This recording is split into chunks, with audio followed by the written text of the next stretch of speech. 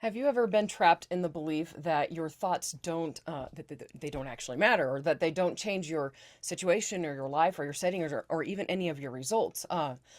So, my goal with this episode is to get you to challenge that belief because if it were true, why would two people do the exact same thing and get completely different results?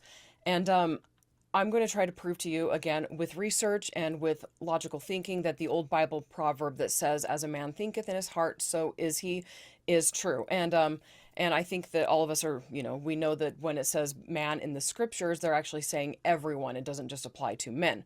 So the way you think determines where you will end up in life. It determines your outcome. It determines your results. And if your thoughts shape who you are, then they're shaping everything that comes from you. So your actions, your decisions, and definitely your results. And again, that my goal is to help you understand that your thoughts, they have a massive, massive impact in everything in your life, from relationships to your business success to even how you market your products and your company. And if you're new to this show, I like to challenge common mindsets that I view as wrong and help my listeners and viewers turn them into good ones that will influence their actions so that they can have better results in all areas of life. So if you're interested in that sort of thing, in that topic, then make sure you are subscribed. So, in order for us to understand that our thoughts actually do make a difference, we need to actually talk about the proof. And that is that thoughts, they actually do trigger real biological responses. And at the very basic of that, if you think in your head, move your arm, you're going to move your arm. So that's a thought. It starts in your brain and it's a very, very fast response, but you think move arm and it actually happens. It starts as a thought and it changes your body accordingly.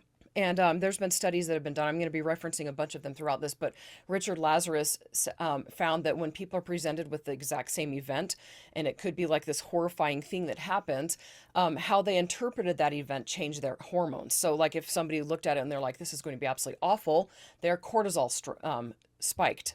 Or if somebody looked at it as a challenge to overcome, their adrenaline spiked, and that increase their focus and their ability to get through that event or to make that event turn into something good for them.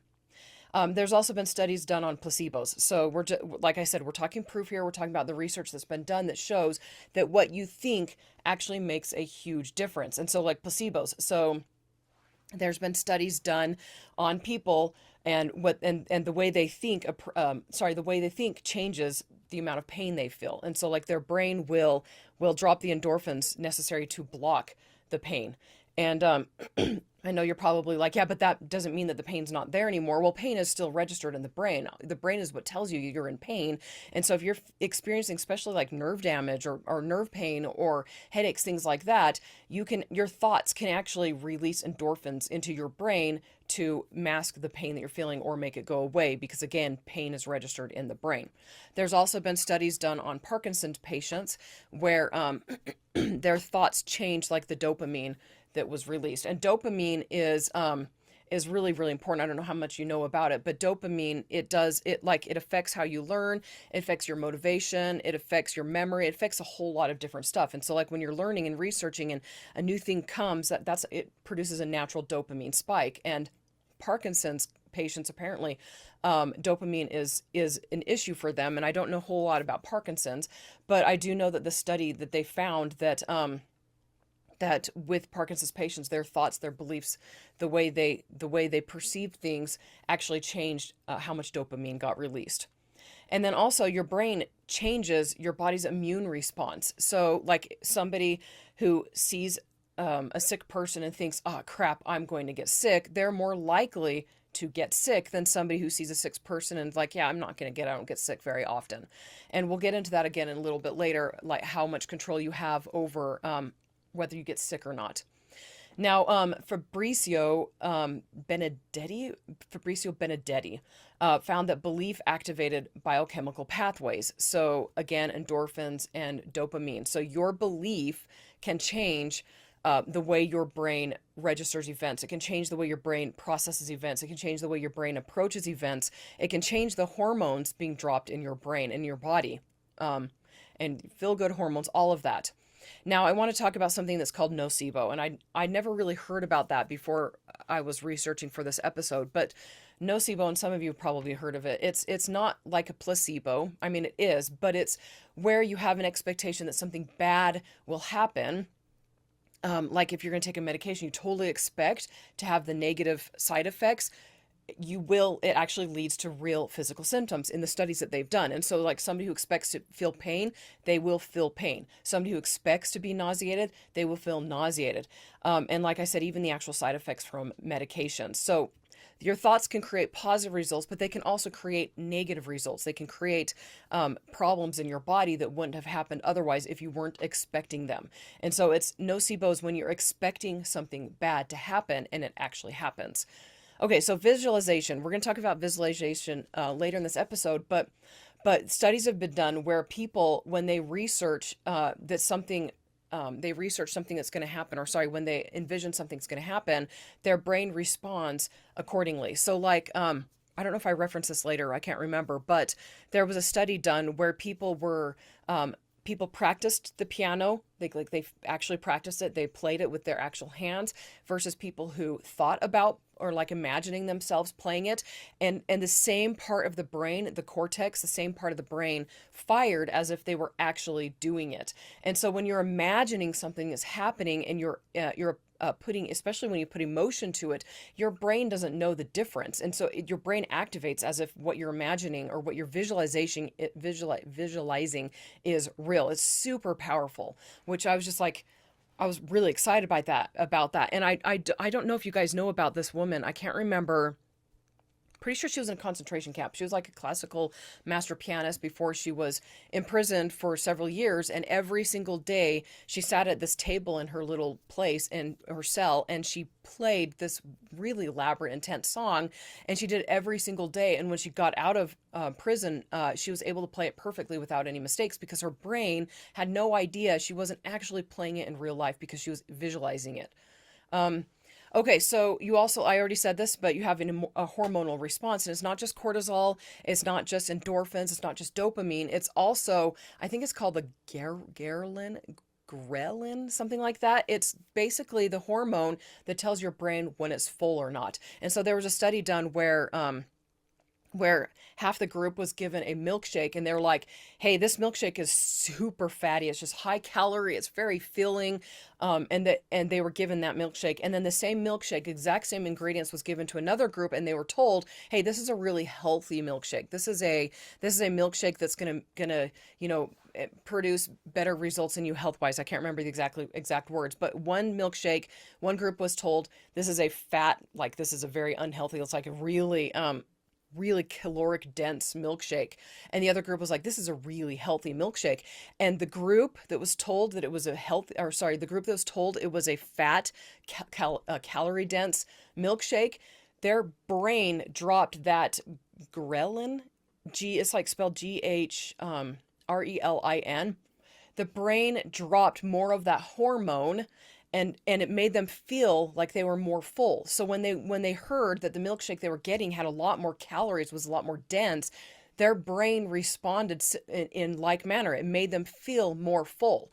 And this is kind of crazy because and like in my own life, I've noticed like I do a lot of intermittent fasting, and even when I'm not intermittent fasting, I'll like eat two sticks of string cheese and some water.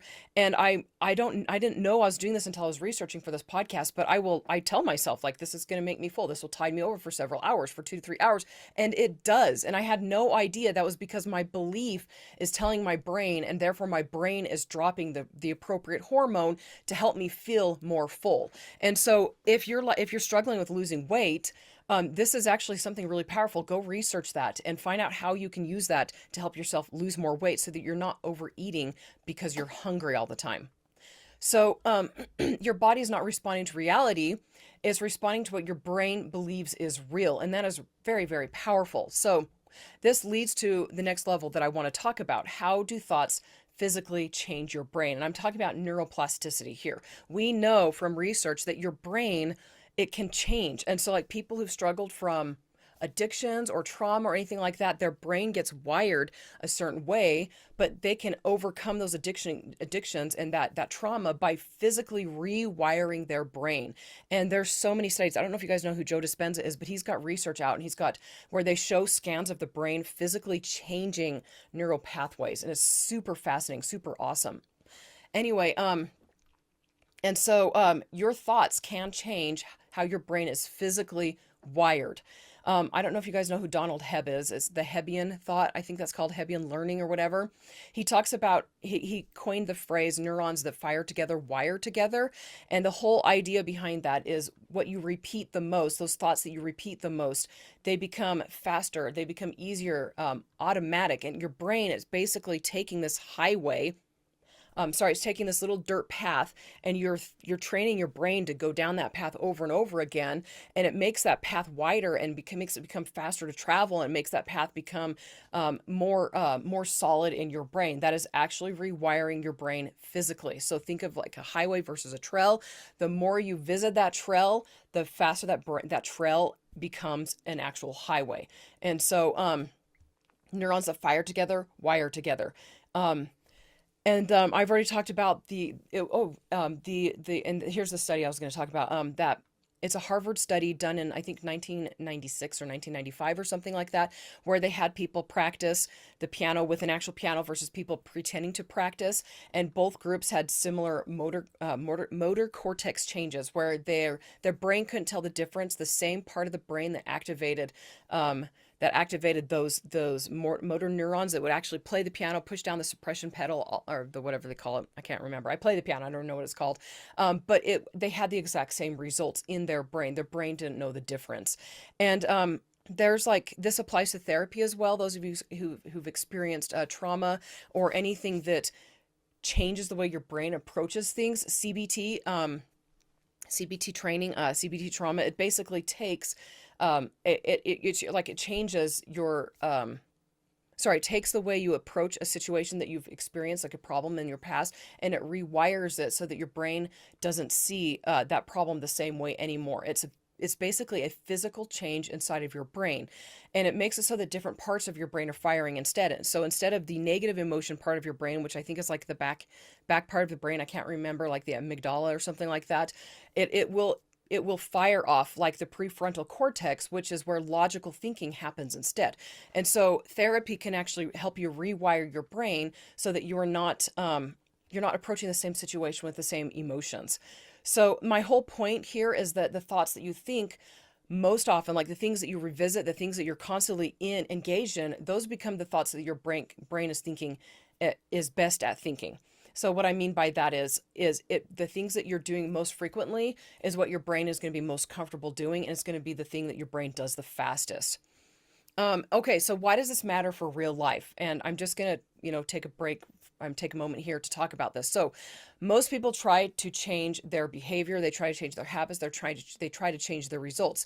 And they want to get better results. They want their business to be more successful. They want their marketing to actually matter. They want their behavior to be different. They want to have better habits, but they don't change the thinking that drove it all, the thinking that actually cemented in those results, the thinking that got you where you're going right now, the things that got the behavior that you're exhibiting now.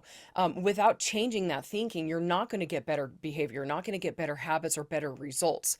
And so the things that you think, it's the way you perceive the world, and you can change. You can change how you perceive the world, how your brain perceives the world, and that will change the emotions that you experience, which, from negative emotions, fear-based emotions, cortisol-based emotions, into the better, the more adrenaline, which helps you focus, into positive emotions, into endorphins, that then change your behavior, which then changes your results. So let me go through that again. The things you think change how you perceive events, which change your emotional response to it, which change your behavior, because if you're not responding the same, your behavior is going to be more confident, and that changes your results. So your thoughts don't directly create your results, but they create the conditions that make those results more likely to happen, like specific results that you're aiming for. So, and I'm super excited about this part. We're going to do a deep dive into this content, into this topic before continuing with the episode. And that is, how your thoughts actually create your results. So your thought becomes default. So the thought that becomes the most default thing, and that default will shape your perception. So the thing that you that default thinking, the way you approach things automatically, it's going to change your perception, and your perception will create your emotion. Emotion drives behavior, and I've talked about this already. But your behavior, once you get like going down a certain path. So if you're in a negative thought perception, a negative approach to things, that's going to change how your emotions respond, which will impact your behavior.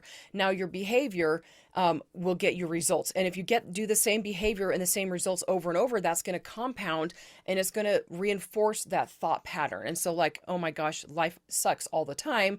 Then you're gonna do things that make life suck, because that's what your brain expects, and that's what your action is going to reinforce. And gosh, that's really, I'm going to give into examples. Okay, so example. So I'm not good enough versus I can figure this out. So let's see, trying to figure out where I go over this in the episode. Okay, so basically, if you approach everything with the mentality that you're not worthy or that you're not good enough, it's going to impact the way your brain approaches situations. So instead of seeing a challenge that something that you can get over and you can overcome, your brain is going to see a challenge, and it's going to interpret that, and it's going to give you fear. It's going to give you cortisol. It's going to cause that hormonal response that is going to impact your behavior. It's going to lead to less confidence. It's going to lead to hesitation. It's going to lead to you going back to negative thought patterns and negative loops, which will lead to you having bad results. Instead of if you approach an event with like the mentality of I can figure this out, like a challenge, I can figure this out, then that's going to change your emotions. It's going to change your thoughts. It's going to change your behavior again, because you're going at it from a point of view of I can do this instead of I'm not good enough, which will change the results that you get. And so your thoughts become self-fulfilling, not because they're magic or woo-woo or anything like that, but because they shape everything that follows. So, and along that line, I want to talk about visualization. And visualization, people are like, ew, that's super woo-woo, that's super out there. Like, it's like, ooh, hippie, mumbo jumbo, whatever. Okay, we're going to talk about what it actually is, which is mental rehearsal, and that leads to emotional conditioning, which leads to an expectation that gets built. So what it does, it activates the brain like a real experience. And I've already talked about it. People who pretend they're playing the piano, they're visualizing themselves playing the piano, and that makes the brain feel like they're actually doing it, which in turn leads to the brain feeling like what you're doing, what it's leading to is familiar. And when something is familiar, your brain is not scared of it, and that trains your behavior ahead of time. Which also, okay, so let me go back on this. So when you visualize something, it makes your brain feel like it's actually happening, which makes that event familiar and not scary, and like something that it's exciting. It's something that feels like it's currently happening. Again, playing the piano, brain doesn't know it's not currently happening. Practicing the piano, brain does not know it's not currently happening. So you're training your behavior ahead of time by visualizing yourself doing something you want to do. And so what that does then is it trains your brain into noticing things. Your brain is trained to notice. It will notice, okay, so your brain catches a bajillion different stimuli: visual, what you hear, what you smell, what you taste, what you touch, and your brain filters that into things that are most important for whatever you're training it to look for. And so if your brain is trained to see fear, you're going to see fear. If your brain is trained to see opportunities, then you're going to see opportunities. And I know this is really abstract, but again, the research has shown that this is accurate. So like the motor cortex, playing the piano, your brain doesn't know the difference. Your sensory and your emotional center. So like when you approach something with a negative mindset, it releases negative hormones. But when you approach it with a positive mindset, it releases the correct hormones that will help you focus your emotions, focus your energy, and get the outcome, the results that you want. So neuroplasticity, it basically rewires your brain to see and feel differently, see and feel things differently. So there's a study that was done by a woman named Lisa Feldman Barrett. And she found basically that the brain is constant. There's a question that's always on the brain, constantly on the brain, and that is, what is to be expected? What should I expect? What is something that is going to happen from this? What is going on? What is going to happen? And basically, the whole purpose of that is to protect you from danger. The brain is always looking for things to expect so that you can adjust the way you approach things differently to protect yourself. Your brain is always going to prioritize expectations. And so the things that your brain expects is what it's going to prioritize. So you have to change your perception of things. You have to change the emotional response. And by changing your perception, it does change your emotional response, which will change your physical response. Okay, so if somebody says, I'm going to get better, like I'm going to get better at brushing my teeth, or I'm going to get better at being nice to people, or I'm going to get better at marketing. So if somebody says that, but their deeper pattern says and predicts, or like the deeper pattern is, I'm always struggling, or I always struggle with this, I always have a hard time being nice to people, I always have a hard time marketing, then your body is going to follow that prediction. It's actually going to change the way you approach a problem, and it basically makes it so that your results are going to be negative results all the time. So the brain prioritizes expectations and not just what is real, which is super crazy, right? But this goes back to the placebo effect. So if your brain is expecting a placebo to help you, then it's going to change the expectation. It's going to change your pain perception. It's going to change your hormone levels, and it's going to change your performance. Again, placebo effect. They've shown in studies that if your brain thinks something, your body is going to interpret it accordingly. So if your brain thinks something's going to be good, your body is going to have good results. And it goes all the way into like everything. The whole spectrum of stuff. If you feel like you're going to be bad at relationships, you're probably going to be bad at relationships because that's the way your brain is wired to believe. Okay, so I've talked about what your brain notices. You can actually train your brain to notice different things. And I'm not talking just concrete things like I'm noticing my lighting I've got around my camera. I'm not just noticing the dust that's on my desk because our bathroom is under construction and there's constant dust all the way throughout the whole, it's just all over the place right now. But my brain, I can train my brain not to notice those sorts of things. But you can, so it's not just the concrete things, but also the abstract things. So if you're training your brain to notice, opportunities, or to notice friendly people to talk to who could potentially bring you opportunities. So you're training your brain to notice things that are beneficial to you. And so if you're training your brain to notice the bad things, like to notice the things that can be the risks that can happen, or the fear that can happen, then your brain is going to notice those things. But you can train your brain to notice other things instead. And so visualization, to tie it back in, visualization, when you visualize yourself doing positive things and doing important things and realizing your goals and realizing your dreams, this is telling your brain, this thing matters. This thing is relevant. And what it does then is it helps you to start notice opportunities that will lead you to that thing that you want. And it will lead you to connections that you can make. Your brain is going to start noticing things that will lead you ultimately to that thing that matters so much to you, that thing that is relevant to you. It will lead you to making connections with people. And so things don't suddenly appear because you're visualizing them.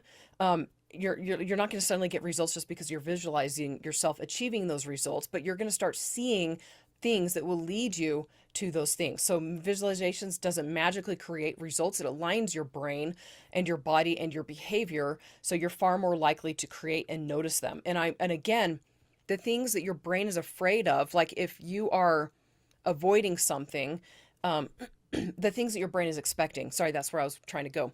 If your brain is expecting things to be painful, your body is going to react to avoid that pain. But if you trained your brain to expect success, to expect positive results, to expect things to change, then your brain is going to start noticing those things that will lead you to get better results, to get better success, all of that, okay?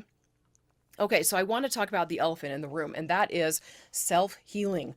Because I prefer a balanced approach, I want to talk about when self-healing is possible and when it's not. Because if you do a lot of mindset seminars or listen to a lot of mindset courses, a lot of people, like I already mentioned Joe Dispenza. Joe Dispenza does talk about self-healing all the time, and it is possible, but it's also not possible at other times. And I want to make sure that I'm approaching this evenly and fairly, but also with my rule, which is that things have to be based on truth. So self-healing is fully supported by research. There's so many instances of people healing themselves, and it's not a pretend healing. There's actual physical changes to their body based on them changing their thought process and their belief system and their approach. Okay, so belief, again, statistically shown, belief can reduce your pain. And because you're changing your thought patterns, so your brain is releasing endorphins, and your brain, because your brain recognizes that pain, if your brain is releasing endorphins to mask that pain, then your brain is going to stop recognizing that pain. So you will feel less pain. And that is proven through studies and research that your brain, your belief can affect what pain you feel. If you're expecting to always feel pain, your brain will always show you pain. But if you believe and you change your thought process to recognize that you can actually control the amount of pain you feel to an extent, again, has to be based on truth, then you're going to be able to feel less pain. And I talked about the Parkinson's studies earlier. Your brain can change how much, your belief can change what dopamine is released. Your brain can actually release the right amount of dopamine for people who have struggled with Parkinson's to minimize their side effects, the things that they're experiencing as a result of their Parkinson's disease. Again, your belief when it comes to self-healing, your belief and your brain affect your immune system. And so your thoughts and your emotions influence your immune response. If you're constantly stressed all the time, and if you're constantly expecting worst case scenario, and you're constantly thinking about all the horrible things that could possibly happen, your body is going to have a lower immune system. Your body is going to be experience higher inflammation. There's been so much research that has shown that negative emotional states increase your inflammation, specifically the inflammation markers. And if you have a positive state, a positive outlook, it will actually increase or decrease your inflammation and improve your recovery.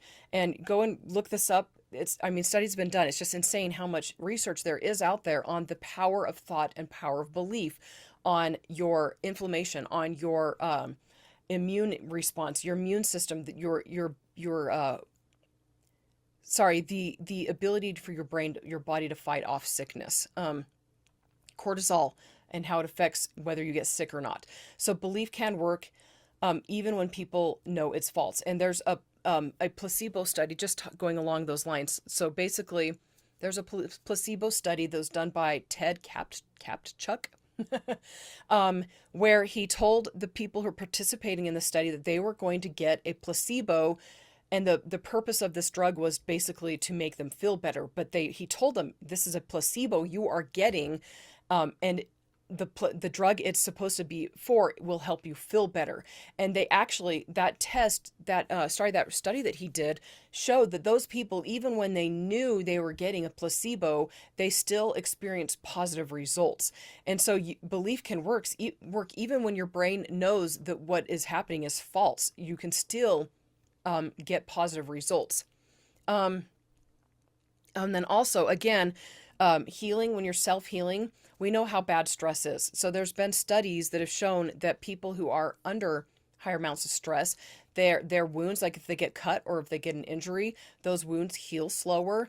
And they also have a weaker immune response. And there's a specific study I'm referring to here where people who were caregivers for elderly and very, very ill people, their level of stress was higher than the average person. And therefore, they had weaker immune systems, and they healed slower to injuries that the other people received that those people healed more fast from. Again, so self-healing, a positive state improves your resilience, like a positive state of mind, a positive belief set improves your resilience, and you have less chance of getting ill.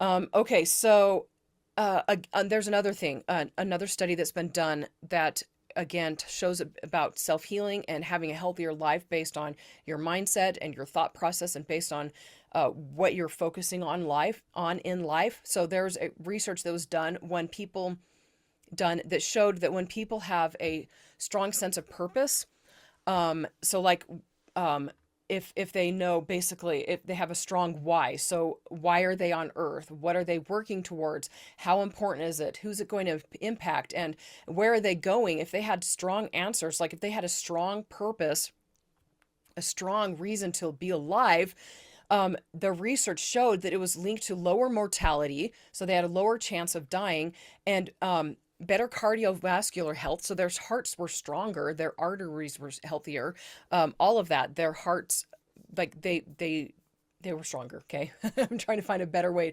another roundabout way to say it, but better cardiovascular health, and then also a reduced risk of getting Alzheimer's, which is like that's incredible. So like if you have, like if your purpose to exist on earth, if your reason for being here and why you want to be on, like the impact that you want to leave, the legacy you want to leave, who you're helping, if you have a really strong purpose, you're going to have a lower mortality, you're going to have stronger and healthier hearts, and you're going to have a reduced risk of getting Alzheimer's. And again, research has shown this, you have a better quality of life, and your life, it lasts longer. Okay, so there's a lot of research that shows that self-healing does happen. So then why does it not always happen? Again, my goal is always to be based on truth. There are biological limits. Structural damage. So like if you've lost a limb, or if you've lost a kidney, or if you've lost a lung, then you're going to have those limitations. You can't heal. You cannot heal a kidney that no longer exists. So if you have kidney problems, you want to heal that with your brain, you're not going to heal a kidney that doesn't exist. So structural damage, genetics, like I believe that there is a point where you can help genetic diseases, but then there's also a point where you can't. And so if you're genetically predisposed to have problems, then your mental state of mind is not going to overcome those issues. And then also advanced disease. So somebody who's like really far into Alzheimer's, or really far into cancer, or really far into heart disease, Yes, that made sense. There's going to be a limit to how much their thought process is going to heal them, how much their positive mindset is going to heal them. And I just gave an excuse to a whole bunch of my listeners, which leads to the next reason it doesn't always work. And that is that your subconscious beliefs are stronger than your conscious beliefs. So your brain is going to follow the dominant, which are often unconscious patterns. And if your brain is constantly believing that something bad is going to happen, then that bad thing is most likely going to happen. If your brain believes that you're destined to have a heart attack or destined to get cancer, you're most likely going to get it, because your brain is going to follow your subconscious patterns faster than it's going to, and more quickly and more efficiently than it's going to follow any sort of trying to reframe your mental state or your mindset. And so I mentioned an earlier study by Lisa Feldman Barrett, where she talked about how your brain operates on what it predicts. And this is not always conscious. And these are not the surface thoughts that I'm referring to. These are the deep underlying beliefs that are part of your makeup. And if you can't correct those, then you're not going to be able to heal yourself from problems. And so a lot of people who have the ability to heal themselves, and they can't, and they've tried and they can't, it's because they're not reaching the subconscious level. They're operating at a conscious level. And if you cannot change your subconscious brain patterns and the way your brain approaches situations, the things that it predicts, then you're not going to be able to change your results. Okay, so the next thing, next reason why self-healing is sometimes not always possible is chronic stress load.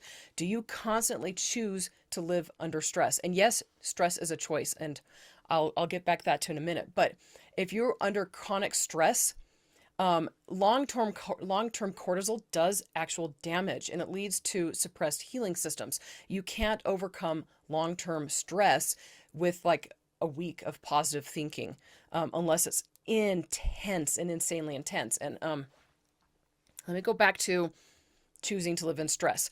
Again, studies have shown that the way people approach the same event changes how their body responds. So somebody approaching the exact same event as somebody else approaching that, the one person who sees it as a thing to fear and as a thing to be stressed over, their body is going to release cortisol. And as the other person who views it as a challenge to overcome and that they can overcome it, their body is going to release cortisol, which will lead them to more aligned, focused energy and the ability to actually approach it differently so that they get better results. And so stress is how we get stronger. You have to reimagine basically the way you approach stress. So if you're constantly thinking of stress as a bad thing, then stress is going to be a bad thing. But if you recognize that stress is how we learn, it's how we grow, it's how we improve, it's how we overcome things, it's how we succeed. So failure, success, that's all in the stress. And so if you view stress as a learning tool, as an opportunity to get stronger, as an opportunity to improve yourself, then your stress levels, your brain is going to stop releasing cortisol as much, and you're going to start eventually reaching the point where your results change because you're approaching things in life differently. You're getting different hormonal responses, which change your behavior. Anyway, so but again, self-healing, if you've been long-term stress, it's going to be a lot, much harder to heal yourself. And all of this goes back to your faith, and again, faith in God. And I believe strongly in God, and I believe God gives us, like, all things are possible. He's promised that multiple times. And I've got tons of 2 episodes that talk about where your belief is. And if you don't believe that something is possible, then you're never going to believe that it's possible. Like, your brain is going to always treat it as something that's impossible. So if you view healing as impossible and practical, things like that don't happen these days. And that's a thing of the past. Then you're never going to heal because your brain consciously and subconsciously does not think it's possible. Okay, another reason why self-healing doesn't happen is because inconsistency. You have to be consistent with your mindset, with the new mindset that you're adopting. Otherwise, you're just going to fall back into bad patterns. And repetition is required for neural change. It's required for that neuroplasticity to happen, for your brain to physically rewire paths so that behavior and hormones, emotions, and your results change. If you're inconsistent and you're like, well, I tried it and it didn't work. Well, were you consistent? Did you try it long enough? Probably not. If you're not consistent, you're not going to get results. Another reason, environment. So the things that are external to you actually reinforce your belief and reinforce your old thought patterns. And so if you're constantly around negativity, if you're constantly following politics that are always negative, gosh, guys, the news is always negative. If you're constantly surrounding yourself with things that tell you the world is exploding or the economy is crappy or people are not succeeding, then you're going to always believe that. And it's going to affect your ability to heal yourself. It's going to affect your ability to, like, if you're struggling with migraines, like if you believe and you're surrounded by people that are always like, oh, people never overcome migraines, or people who have migraines, that's something they're going to struggle with your whole life, then that environment is going to influence you, and you're not going to be able to change your patterns and your thought processes. And same with family and friends. Like, if they're always negative around you, and if they never believe something is possible, if they don't believe it's possible for you to heal yourself, you're never going to be able to heal yourself. They will never be able to heal themselves either. Like, they're never going to get to the point where they appreciate a good life because they constantly believe that life is not good. Okay, the last thing that I want to talk about when it comes to self-healing, why it doesn't work, is because lack of aligned action. You can believe all you want, but if your action doesn't follow your belief, then you're not going to change and you're not going to heal. And healing often requires changing your actions. So, like sleeping better, like getting to bed at an earlier time, making sure that while you're in bed, you're sleeping better. And yes, you can actually control how well you sleep at night by addressing the things that are waking you up. Like, if you're waking up all the time with anxiety, it's because your body is saying, hey, you're not taking care of this thing that's causing anxiety. So during the day, you have to be addressing those things that cause anxiety, that cause you to wake up at night. And if you don't, then you're not going to be sleeping at night. What you sleep on, your bed, the temperature you sleep in, all of these things impact your sleep. And so if you're not addressing your sleep, then you're not going to be healing yourself. Also nutrition, like if you're eating a crap diet, like if you're eating just Twinkies, like it has to be based on truth. And Twinkies do not offer the nutrition that you need to have a healthy body. Also treatment. So like medical advice, like is there a certain protocol you should be following, whether it's medicines or exercise or something like that, that you're not doing that would help you heal, then you're not going to heal. And so like, I had a guest on who had breast cancer, and she talked about how she wanted to approach it with belief. She was like, there's that mindset you can heal yourself, but there's also room for traditional medicines like radiation and chemo. And she decided to go down the middle of that road. So both the belief that she could heal herself, but also the treatment that her doctors recommended. And she didn't do the most extreme treatment, and she also didn't do the most extreme belief, but she combined the two of them, and she was able to heal herself from cancer. And the doctors were like, you need to be doing this most extreme thing or you're not going to. But she didn't. She didn't do it. She didn't need it because she had the right belief.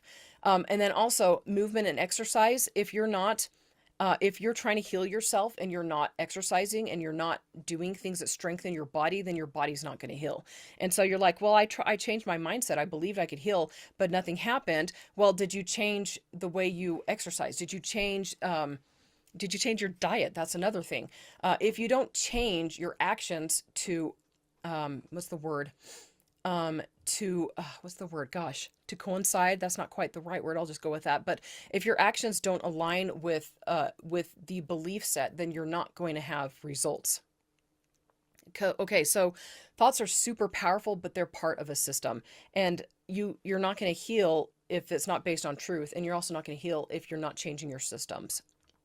Okay, so how do you change your thought patterns? First, awareness. If you're not aware that there's an issue, then you're not going to be able to change it. And when you become aware of something, it actually engages your prefrontal cortex, which is the logical thinking of your brain, the decision-making part of your brain. So you become aware of the issue, or aware of your bad thought process, aware of your default process and default thoughts. That's the very first step. You have to become aware of where you are in this process, right? So what is your default thought pattern? And then the next thing you have to do is you need to question. So is this default process, or is this default thought pattern, is it true or is it just familiar? And again, your brain is going to go with the familiar. It's going to always, like neurons that wire together, fire together. It's going to avoid that dirt trail because the dirt trail is harder. It's a lot more work. It's not smooth. You can't just go 70 miles an hour down it or you're going to crash because there's trees and whatever. And the trail is only foot path wide, right? So is the thing true that you're trying to change? Is that thought process, is that belief pattern, is that true, or is it just familiar? And people, like, just because you feel uncomfortable about changing it does not mean that it's real or that it's accurate. Sometimes that discomfort is actually evidence that it needs to change. Okay, the next step is you need to replace it, reframe it. So choose a more more useful thought. So if like your thought pattern is I'm horrible at marketing, question that, like what would help you move forward? What thought pattern can you replace it with? You need to and then the next step is you need to repeat. Repetition. This is where the change actually happens. This will strengthen your neural pathways. And again, that the Hebbian learning, the neurons that fire together, wire together. So that basically the highway versus the dirt path, your daily repetition, it's a steady rewiring of the things that you're working on. And so if you're trying to retrain your brain away from a negative mindset and towards a positive one, you're going to have to do that every single day. And if it's an on or off effort, you're going to have almost no change. And like if you're on again, off again, if you're inconsistent with it, and like basically if there's gaps in your consistency, then the old pathway is going to stay dominant and you're going to be like, oh, it didn't work, right? Well, that's because you didn't do it long enough. You weren't consistent enough and you didn't repeat it frequently enough. Like repetition every single day makes a huge difference.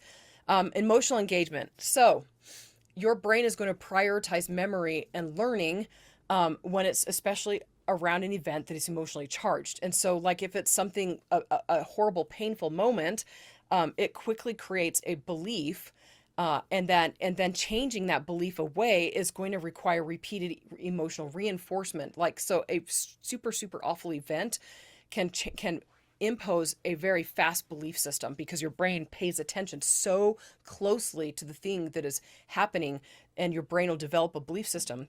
whether it's accurate or inaccurate. And so if you're putting emotions towards the negativity, then your brain's going to remember the negativity more than it's going to remember anything else. It's going to prioritize that emotional engagement. And so if you want to change your thought process, you need to engage with it emotionally and use positive emotions with it.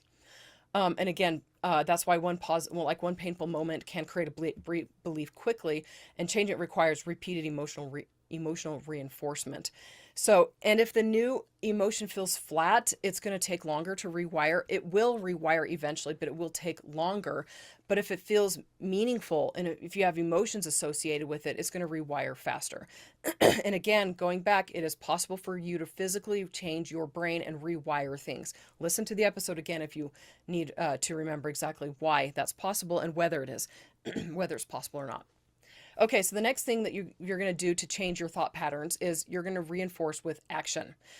So if you act in alignment with your new thought, that's going to give your brain real world evidence, even if it's imperfect. So basically, it's going to show your brain that you're not going to die.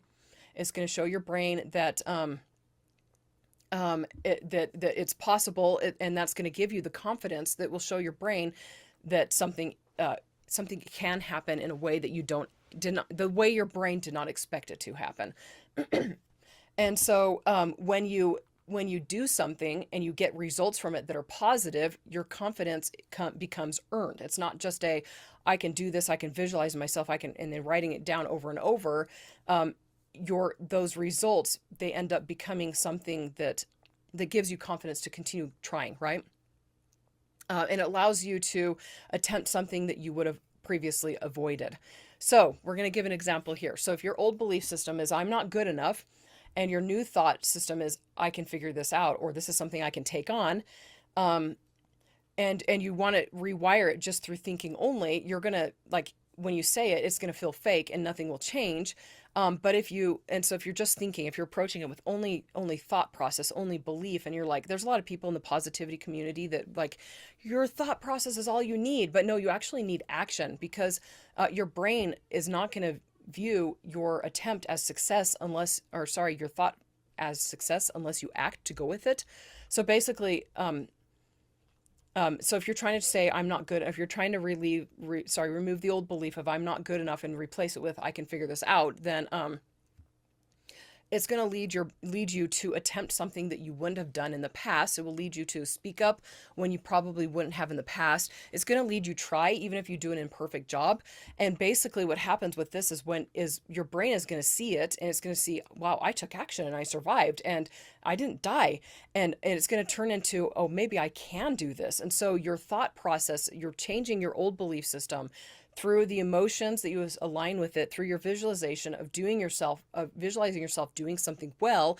Your brain's going to hesitate. It's going to be like, and then your actions are going to slowly follow. And when you get actions and your brain sees that it didn't cause you to die, you survived, then it's going to actually make it so it's going to be more likely for you to do better and do more of that in the future. So another example, so I'm bad with people, and you replace that with the new thought that I can learn to connect with people. That's going to lead you to more aligned action. So you're going to start conversations, or just one conversation. You're going to ask one question. You're going to stay present in a conversation. And it's basically what it's doing is it's producing the actions that will, that back up that belief system. So that proves to your brain that your new belief system is accurate. Okay. So I'm almost done here. The next thing I want to talk about is rewiring your beliefs.